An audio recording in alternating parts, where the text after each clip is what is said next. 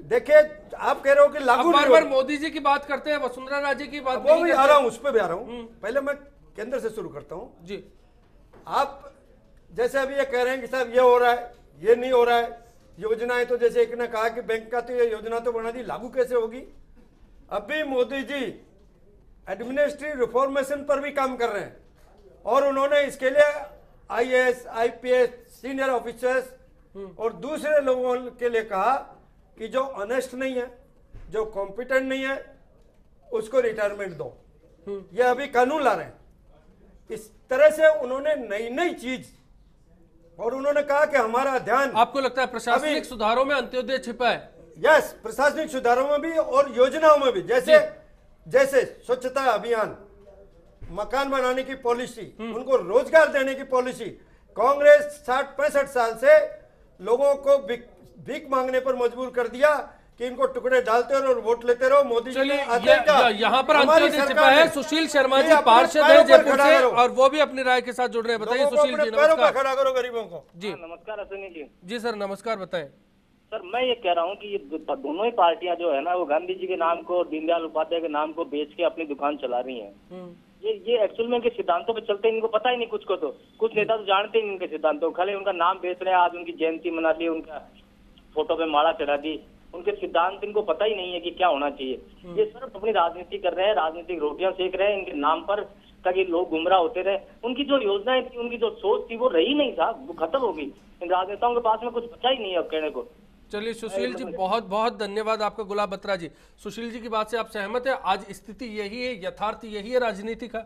जैसे अभी आपके दर्शक ने कहा, मैं जो जोड़ना चाहता हूँ, जैसे शुरू में कहा कि राजनीतिक दल आज सत्ता चुनाव सापेक्ष हो गए, उसी तरह से या तो सत्ता पर, अगर सत्ता में नहीं रहते तो सड़क पर आने को तैयार रहते हैं। लेकिन आप देखिए, अगर पुराना इतिहास है कि दीनदयाल जी उपाध्याय के टाइम का, आज भी आंदोलन होते हैं, जन समस्याओं के लिए आंदोलन होते हैं जब विपक्ष में होते हैं। जब सत्ता में होते हैं तो वायदे भूल जाते हैं। दीनदयाल उपाध्याय के जीवन का एक उदाहरण है, आपको याद होगा कच्छ का आंदोलन, बहुत बड़ा आंदोलन था इस देश के इतिहास में, एक बहुत बड़ा माइल स्टोन था वो कच्छ का आंदोलन। और मुझे याद आता है पंडित दीनदयाल उपाध्याय उसमें जेल में थे और उस समय उन्होंने उसका उपयोग किया। उन्होंने भारतीय जनता, उस समय जनसंघ थी, जनसंघ के हर एक जिले के मंत्री को अपने हाथ से पोस्ट कार्ड लिखा था उन्होंने। आज भी कई जिला मंत्री जो रहे हैं उस समय, उनके हाथ वो पोस्ट कार्ड सुरक्षित है। उन्होंने पोस्ट कार्ड पर और उस आंदोलन को सफल बनाने की अपील की थी और इतनी मार्मिक अपील थी कि वो उमड़ पड़ा सारा कार्यकर्ता उनका, सारे देशवासी उमड़ पड़े और कच्छ का आंदोलन जो दिल्ली में हुआ था वो एक माइलस्टोन बन गया। वो एक उनका एक आदर्श था।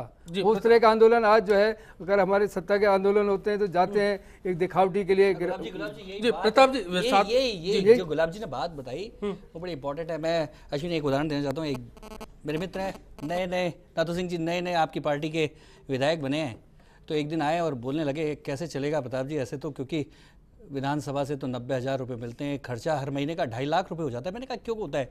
तो बोलने लगे कि नहीं, मेरे को बड़ी सी गाड़ी है, उसमें घूमना पड़ता है, ऐसा करना पड़ता है, वैसा करना पड़ता है। अभी नाथू सिंह जी कह रहे थे युगानुकूल परिवर्तन, 90,000 से 2.5 लाख के बीच का गैप आखिर में वो विधायक कैसे पूरा करेगा? यदि सादगीपूर्ण जीवन अगर नेता नहीं जिएगा तो वो कैसे इस गैप को पूरा करेगा? सब जानते हैं कि आखिर में कहाँ से, किसी SDM से, किसी कलेक्टर से, किसी इंजीनियर से, किसी PhD से, किसी PWD से, किसी ठेकेदार से, किसी किसान से, किसी मजदूर से वो पैसा निकालेगा, किसी टीचर से वो पैसा निकालेगा। आखिर में विधायक मजबूर हो गया इस युगानुकूल आपकी इस जीवन शैली का। क्या दीनदयाल उपाध्याय ने ये नहीं कहा था कि नेता को, सामाजिक कार्यकर्ता को अपने जीवन को इतना सादगीपूर्ण रखना चाहिए, क्योंकि वो समाज के लिए जी रहा है, उसको इतना सादगीपूर्ण रखना पड़ेगा कि वो उदाहरण बन जाए, वो मजबूर नहीं हो जाए किसी आर्थिक व्यवस्था का।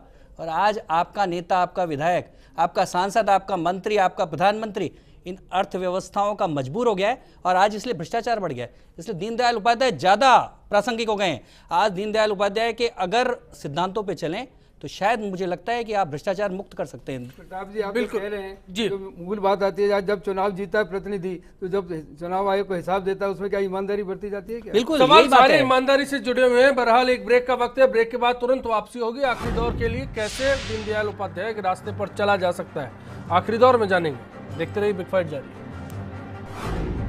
ये किसी मार्ग पर नहीं चल रहे हैं, ये केवल राजनीति कर रहे हैं, राजनीति में सफल होने के लिए प्रोपेगेंडा रच रहे हैं।